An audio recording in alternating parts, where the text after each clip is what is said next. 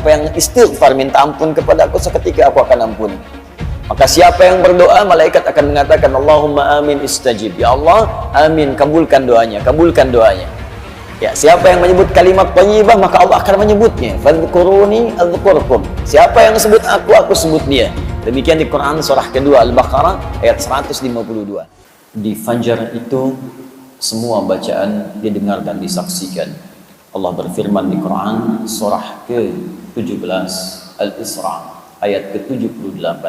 Wa Qur'anal fajr inna Qur'anal fajri kana mashhuda. Kalau kita mulai dari awal ayatnya, aqimis salata liduluki syamsi ila ghasaqil laili wa Qur'anal fajr inna Qur'anal fajri kana mashhuda. Tunaikan salat itu dengan benar dari mulai tergelincir matahari siang zuhur ila ghasaqil laili sampai malam isya, zuhur, asar, maghrib, isya. Wa Qur'anal fajr, tapi spesial untuk waktu subuh fajar, bukan sekedar salatnya. Wawunya itu ataf ke salat. Wa ataf diikutkan ke hukum salat dan juga salat fajar. Tapi Allah spesialkan dengan bacaan Quran. Wa Qur'an. Di waktu fajar itu bukan sekedar salatnya yang penting, tapi semua bacaannya. Jadi ada Al-Quran, ada Quran.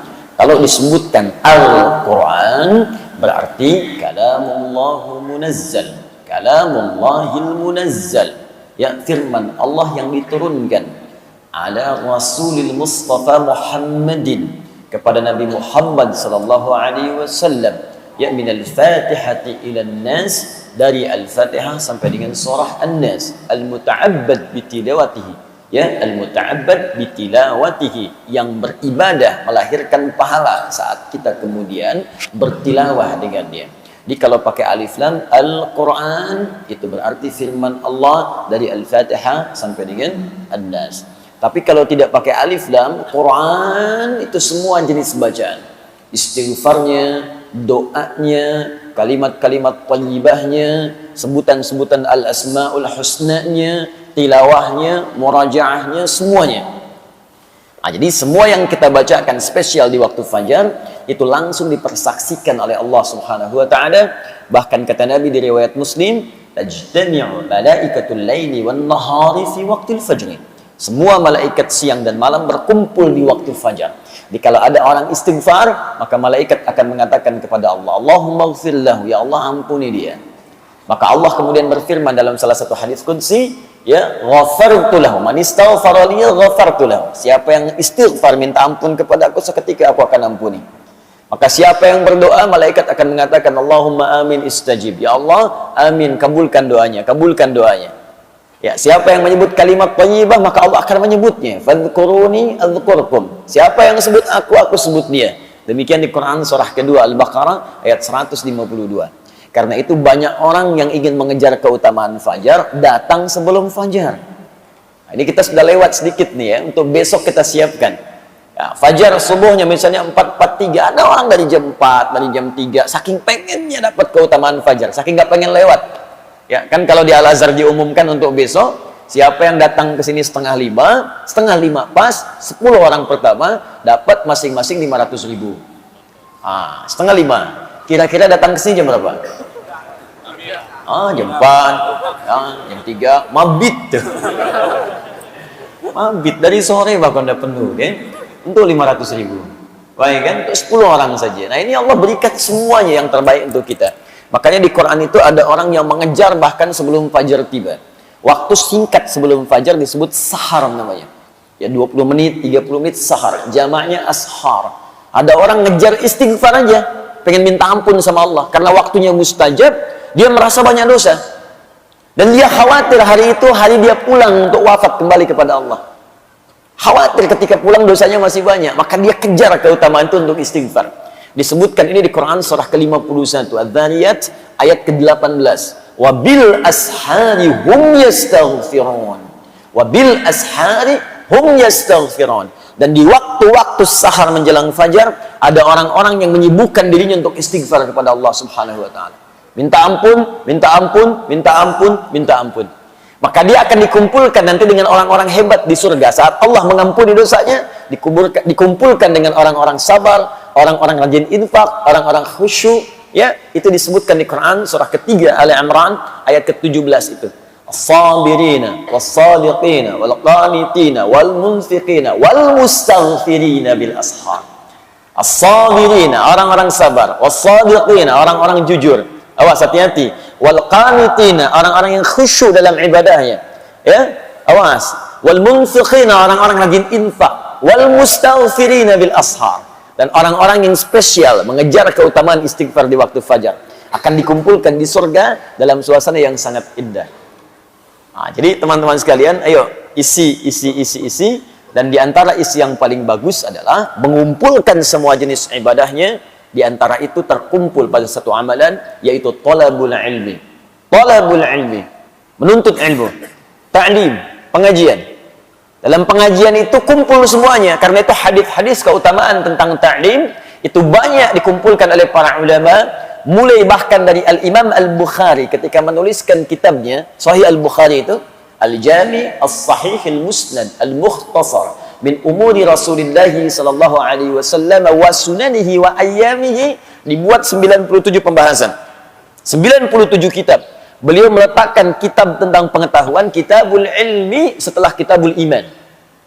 Ya, satu kitab Badul Wahyi, turunnya wahyu untuk menunjukkan sanad kenabian.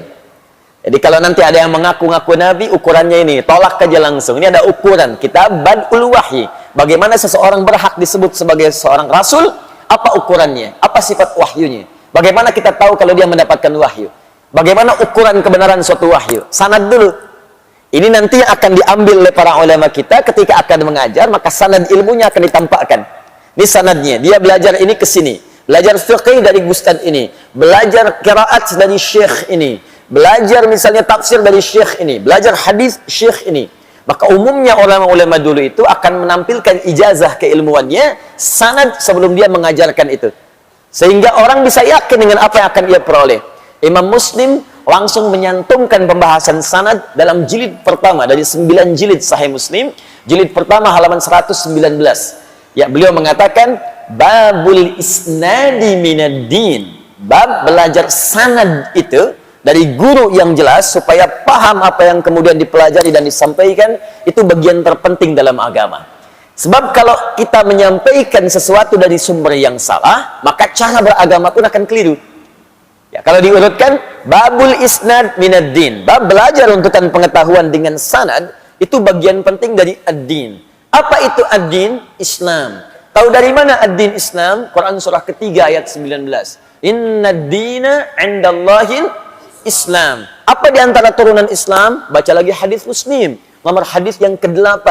Ya, dari Umar bin Khattab radhiyallahu taala anhu. Datang malaikat Jibril bertanya kepada Nabi sallallahu alaihi wasallam, "Mal Islam?" Apa itu Islam? Kata Nabi, "An tashhadu an la ilaha illallah wa anna Muhammadar Rasulullah wa tuqimas shalah wa tu'tiyaz zakah wa tasuma Ramadan wa tahujjal baita in istata'ta ilaihi sabila." Syahadat bagian dari Islam. Awas, kalau kita belajar syahadat yang enggak benar, maka keislamannya pun bisa tidak sempurna. Salat bagian dari Islam. Kalau belajar salatnya tidak benar, maka salatnya pun tidak akan sempurna. Bahkan sekarang muslimah haji, kalau manasiknya enggak benar, celakanya nanti pengorbanannya banyak, tapi tidak menghasilkan apapun. Ini yang paling bahaya. Nah, jadi para ulama mengumpulkan kemudian itu dalam konteks sanad, diteruskan penguatan iman, kitabul iman. Setelah imannya bagus, bagaimana cara menguatkan iman? Kitabul ilmi, dengan pengetahuan. Karena itu iman dengan ilmu disandingkan oleh Allah sebagai kekuatan yang padu. Gak mungkin iman bisa tegak dengan baik kalau tak ada ilmu. Tidak cukup berislam itu dengan iman saja. Imannya kuat, dahsyat. Sebelum subuh udah ditungguin, jam 3 udah bangun. Tapi karena nggak ada ilmu, sholat subuh dijamak dengan tahajud. Itu yang repot. Ilmu itu penting, tapi kalau nggak ada iman, ini yang paling bahaya. Bisa menafsirkan apa yang diinginkan. Ayat-ayat Quran bisa dipotong, kemudian diarahkan pada apa yang selera nafsunya kemudian ingin dapatkan. Itu yang paling bahaya. Karena itu ketika Allah menggabungkan ayat tentang majlis ilmu, iman dan ilmu disatukan. Turunlah Quran surah ke-58 ayat 11. Ya ayyuhalladzina amanu idza qila lakum tafassahu fil majalis fafsahu yafsahillahu lakum. Ketika disebutkan majalis, jamak dari majlis. Ya, jika disampaikan padamu, luaskan majlis untuk belajar, luaskan, share. Bisa diartikan share. Ada majlis di mana? Al-Azhar, apa jadwalnya? Share, share. Al-Ihsan, As-Salam, share. Baitur Rahim, share. Ada yang kedua, kalau sudah masuk, lapangkan tempatnya. Yang belum dapat, berikan kesempatan. Kalau sudah penuh, duduk di tempat dia dapatkan. Tapi lihat ujung ayatnya. Ya rafa'illahu alladhina amanu minkum walladhina utul ilma darajat. Iman, ilmu. Allah akan angkat derajat orang yang punya iman. Jadi kalau ingin diangkat derajatnya oleh Allah, ada dua pilihan. Satu, meningkatkan iman. Bagaimana caranya? Kerjakan amal soleh. Karena itu kalimat iman dengan amal soleh disandingkan dalam Al-Quran. Quran surah ke-103. Wal asr.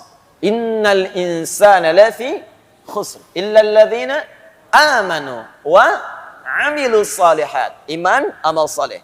Jadi kalau anda ingin diangkat derajatnya oleh Allah, maka tiap hari coba kuatkan iman kita dengan mengerjakan amal soleh. Bagaimana caranya Ustaz? Lihat rinciannya di Al-Quran. Setiap menemukan kalimat iman, setelahnya pasti amal soleh. Pasti itu. Kalimat iman pertama Al-Baqarah ayat ketiga. Alladzina yu'minuna bil ghaib wa yuqimunas shalah. Setelah iman ada salat. Jadi kalau iman kita ingin dikuatkan oleh Allah, maka salatnya jaga. Karena itu kalimat penanda iman itu ketika kita mendengar suara azan saja panggilan salat, belum salatnya. Ya, awas cek ya. Ketika kita mendengar suara azan saja, belum salatnya, itu iman kita akan terpancar di jiwa. Di kata Al-Quran ya, kalau bahasa kitanya, kalau ingin mengecek iman kita masih ada atau tidak, ketika mendengar suara adzan dikumandangkan, kalimat Allahu Akbar, kalau dikumandangkan, ada getaran nggak di hati? Kalau masih ada, itu tandanya iman kita masih terbersit dalam jiwa. Masih ada. Tinggal iman itu kemudian diwujudkan dalam bentuk amalan. Itu dalilnya Quran surah ke-8, ayat kedua. Innamal mu'minuna alladzina idza dzukirallahu wajilat qulubuhum. Wa idza tuliyat 'alaihim ayatuhu zadatuhum imana wa 'ala rabbihim yatawakkalun. Tuh lihat kalimatnya. Innamal mu'minun, orang beriman itu ciri utamanya pakai adatul hasri, innama. Pembatas. Yang punya iman itu dibatasi dengan ini nih. Jadi kalau tidak ada sifat ini dalam diri kita, patut dipertanyakan imannya masih ada enggak? Hati-hati, awas hati-hati. Jadi kalau sifat ini tidak ada, ini yang paling rendah. Yang paling minim. Jadi kalau yang ini pun tidak ditemukan, patut ditanya. Kalau tidak maksiat yang paling dalam sehingga menutup cahaya imannya, atau yang kedua, dia sudah mulai jauh dan sangat jauh dari Allah Subhanahu wa taala. Apa ciri pertamanya? Idza dzukirallahu wajilat qulubuhum. Jika disebutkan nama Allah, ada getaran dalam jiwanya. Dan 5 kali diuji oleh Allah supaya dari subuh sampai dengan isya kita bisa ngecek imannya masih ada enggak? Baru bangun tidur dipanggil untuk menemukan iman kita masih ada enggak? Allahu Akbar, Allahu Akbar. Nyampe ke kita, di hati kita ada getaran. Sudah azan. Cepat siap-siap. Nah, kalau masih ada suara itu, iman itu masih ada. Nah, jaga itu, cepat respon. Cara menjaganya, cepat tunaikan sholatnya. Jangan banyak dikomentari lagi. Pak, sudah azan. Iya, mah, tapi belum qomat. Nah, nanti imannya tidak naik tuh. Kalau kita mau naikkan, cepat respon itu. Kejar. Karena itu, tingkat terendah ini, kalau sudah tidak ada, apalagi meninggalkan itu yang bermasalah. Di hadis Abu Daud, nomor hadis 857, itu bahkan disebutkan sifat setan yang paling pertama, itu kalau dengar suara azan, dia lari terbirit-birit. Idza udzina fafarra syaitanu wa alaihi dhuratun. Kalau azan dikumandangkan, maka setan akan lari. Lari sambil terbirit-birit. Kalau bahasa letterlocknya, lari sambil terkentut-kentut. Ya, dhurat itu kentut. Maksudnya apa? Saking bencinya dengan suara azan, kalau azan ada baunya pun dia nggak mau cium. Syaitan lari. Nah, jadi kalau ada yang nggak senang dengan suara azan, itu patut ditanya. Saya tidak teruskan ya. Nah, nanti kalau diteruskan jadi tersangka saya di sini. Paham ya? Nah, jadi coba cek lagi. Kuatkan amal saleh. Ya, tambah infak.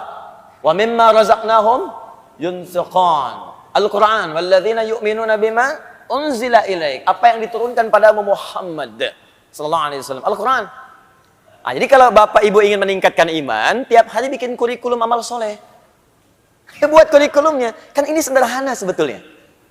Ayo sholat, keluarkan semua jenis sholat. Fardunya, sunnahnya. Keluarkan, bikin sebuah gambaran kurikulum, deretkan tabelnya. Ini loh, sunnah yang malam hari, ini sunnah yang pagi hari, sunnah yang siang hari. Teruskan, tambahkan sholatnya dari A sampai Z-nya. Nanti kalau tidak percaya, setelah Anda istiqomah dengan itu, akan terjadi perubahan pada diri kita. Akan terasa hubungan kedekatan dengan Allah, enak gitu. Terus ketenangan pada jiwanya itu teresap. Makanya di ujung ayat itu langsung ditutup dengan kalimat, wa ala rabbihim yatawakkalun. Orang-orang ini akan semakin dekat hubungannya dengan Allah. Tawakalnya tinggi sekali. Kalau sudah tawakal, dunia nggak akan ngaruh. Nggak akan ngaruh. Kemudian persoalan yang besar akan mengecil. Karena sifat kepercayaannya pada Allah itu tinggi. Ada masalah besar. Ini kan Allah sudah tetapkan. Nggak mungkin saya diuji kalau saya nggak sanggup. La yukallifullahu nafsan illa wus'aha. Beres. Masalah kecil nggak akan terasa.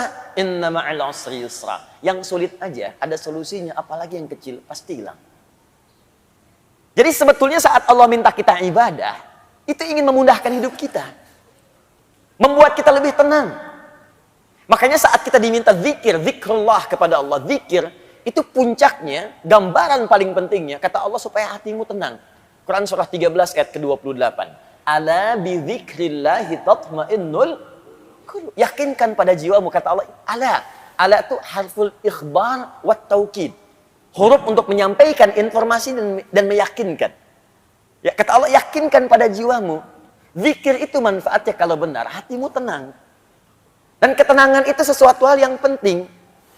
Kaya tapi gelisah, atau miskin tapi tenang. Pilih mana? Nggak ada pilihan ketiga, nggak usah maksa. Penting kan tenang itu? Tenang itu solusi. Tenang itu kedamaian. Tenang itu ketentraman. Kata Allah, saya minta kamu zikir supaya tenang. Dan ternyata zikir itu ketika digali lagi di Al-Quran, ya amal soleh itu. Salat itu zikir. Buka Quran surah ke-20 ayat ke-14. Innani anallahu la ilaha illa ana fa'budni wa aqimis salata li dzikri. Saya itu Allah, gak ada Tuhan yang layak disembah kecuali saya, kata Allah. Sembah saya. Bagaimana caranya ya Allah? Tunaikan salat dengan benar li dzikri, sebagai zikir kepadaku. Anda baca Al-Quran, amal saleh, zikir. Quran surah 15 ayat 9. Inna nahnu nazzalna dzikra wa inna lahu lahafizun. Kami turunkan Al-Quran sebagai zikir. Jadi kalau kita sedang baca Al-Quran, sedang zikir. Fungsi zikir untuk ketenangan.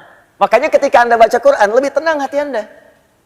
Coba deh ibu kalau sedang punya masalah. Dengan suami ada masalah. Dengan anak ada masalah. Daripada ibu mengeluh dan bikin status, nggak selesai masalah. Ternyata dia tidak seperti aku kira. Terus tungguin komen sampai maghrib. Capek. Mendingan puasa. Ambil wudhu, buka mushaf, ngadap kiblat, baca, tenang. Walaupun solusi belum datang, tapi ketenangan itu tiba. Menghafal Quran, zikir. Di Quran surah ke-54, ayat 17, ayat 22, ayat 32, ayat ke-40. Walaqad yassarnal Qur'ana lidzikr. Fahal mim muddakir. Kami sudah mudahkan Al-Quran untuk diingat, dihafalkan sebagai zikir. Makanya penghafal Quran ketika mengulang-ulang surah hafalan itu sedang zikir. Zikir, zikir, zikir. Dan dilatih kita menghafal dari yang pendek-pendek. Mau tidur kan baca Mu'awwadzatis Salas, Al-Ikhlas, Al-Falaq, An-Nas, itu zikir. Berdoa itu zikir. Makanya saat berdoa kan lebih tenang kan? Besok ada proyek tender, kita berdoa dulu. Walaupun tendernya belum ada, hati jadi tenang. Siang nanti mau ujian, sebelum ujian doa dulu. Ujiannya belum ada, tapi ketenangan itu datang. Makanya doa di Al-Quran disebut zikir. Quran surah ke-7 ayat 205. Wadhkur rabbaka fi nafsika tadarruan wa khifatan wa dunal jahri minal qaul. Ayo berdoa, kata Allah, zikir, sebut, minta padaku. Dalam jiwamu mohon dengan penuh kekhusyuan, minta. Kalimat thayyibah dilatih pasca salat. Subhanallah, alhamdulillah, Allahu akbar, hadis Muslim. Nomor hadis 571. Zikir. Buka Quran surah keempat ayat 103. Fa idza qadaytumus salata fadhkurullah. Maka jika kamu telah tuntas mengerjakan salat, zikir kepada Allah. Nah, semua zikir ini bentuknya amal soleh. Amal soleh aktualisasi iman. Iman kalau ingin dikuatkan, kerjakan amal saleh. Kalau itu sudah ada, dampaknya ke hati tenang.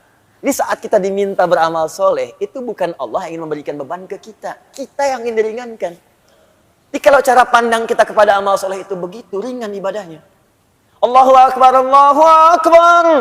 Alhamdulillah, hari ini sekarang tiba saatnya Allah akan meringankan bebanku. Tapi kalau dilihat sebagai kewajiban yang ada bebannya, capek. Allahu Akbar, Allahu Akbar. Ya Allah, baru aja zuhur, dasar lagi. Baru zuhur, dasar lagi. Emang dia zuhurnya udah terlambat. Jam 3.15, baru zuhur 3.19, dasar. Ya dia yang salah. Padahal kan Allah ingin upgrade iman dia, ingin tenangkan hatinya. Tapi dia sendiri membuat dirinya susah. Coba tanyakan pada manusia. Manusia itu banyak yang aneh sekarang. Banyak yang aneh. Pengen mudah nggak hidup? Pengen. Pengen gampang nggak? Pengen. Pengen rezeki mudah nggak? Pengen. Tapi ketika dikasih jadi nggak pengen. Sholat jadi malas. Kamu zakat ya, saya tambah 10 kali lipat. Nggak dikerjain. Kamu infak ya, saya berikan 700 kali lipat. Nggak diberikan. Giliran dunia yang nggak nyata diikutin. Riba online diikutin. Minjem tuh pinjaman online. Begitu dipinjam benjol. Yang repot. Balik lagi. Al-imanu yazidu wa yantaqis. Kitab Sahih Al-Bukhari, Kitabul Iman. Iman itu naik dan turun. Awas, yazidu bi ta'ah, akan naik dengan mengerjakan ketaatan amal soleh, wa yantaqis bil ma'siyah. Nah, untuk menentukan amal soleh yang benar kita butuh ilmu. Karena itu orang yang menuntut pengetahuan Allah akan angkat pula derajatnya. Walladzina utul ilma darajat.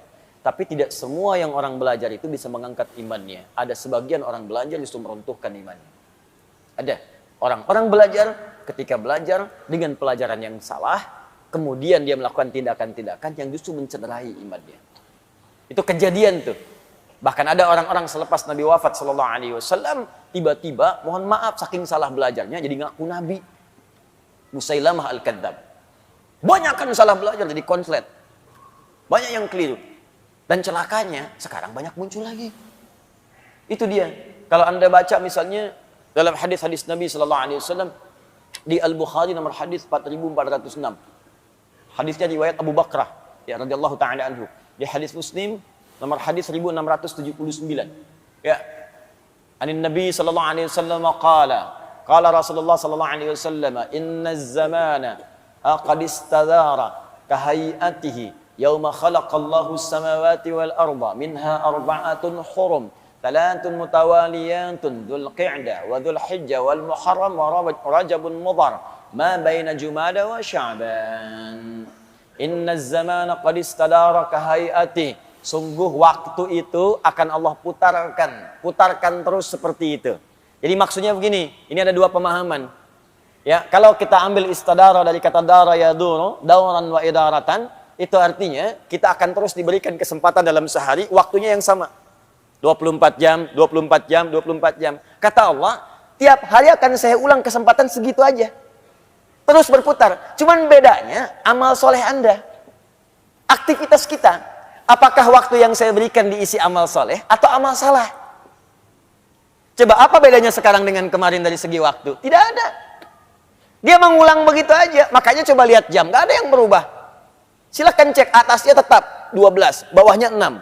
Kanannya itu 3. Kirinya 9. 1, 2, 3. Terus sampai dengan ke 12. Muter gitu aja. Gak pernah nambah. Coba lihat bilangan jam itu. Ya, pernah gak ada yang berubah angkanya? Gak ada. Kan itu jarum jam putar-putar gitu aja tiap hari. Muter lagi, muter lagi, muter lagi. Itu bukti paling nyata dari hadis Nabi sallallahu alaihi wasallam. Apa yang membedakan perjalanan waktu itu? Amaliyah kita. Aktivitas kita. Makanya Allah berikan konsep kehidupan.